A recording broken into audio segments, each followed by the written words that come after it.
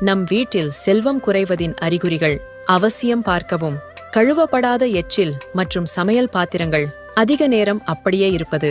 வீட்டில் பெண்கள் விளக்கேற்றாமல் ஆண்கள் விளக்கேற்றுவது. தலைமுடி தரையில் உலா வருவது. ஒற்றடைகள் சேருவது. சூரிய மறைவுக்கு பின் வீட்டை பெருக்குவது, துடைப்பது, தூங்குவது. எச்சில் பொருள்கள், பாத்திரங்கள், காபி கப்புகள் ஆங்காங்கே இருப்பது. பெண்கள் தினமும் தலைக்கு குளிப்பவர்களை தவிர மற்றவர்கள் செவ்வாய் வெள்ளி தவிர மற்ற நாளில் தலை குளிப்பது.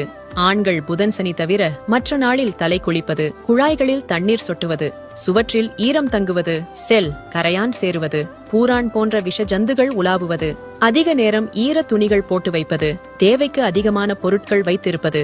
வீணடிப்பது. உணவுப் பொருள்கள் வீணடிப்பது. உப்பு, பால், சர்க்கரை, அரிசி போன்றவற்றை சுத்தமாக தீரும் வரை வாங்காமல் இருப்பது. மீண்டும் வாங்காமல் அதன் பாத்திரங்களை கழுவி வைப்பது. குறைந்தபட்ச வெளிச்சமில்லாமல் மின்சாரம் சேமிப்பதாக வெளிச்சங்களை குறைப்பது.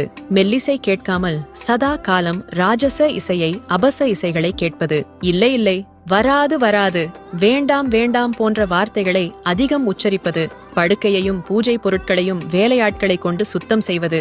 வாசலில் செருப்பு, துடப்பம் போன்றவற்றால் அலங்கோலப்படுத்தி வைத்து இருப்பது.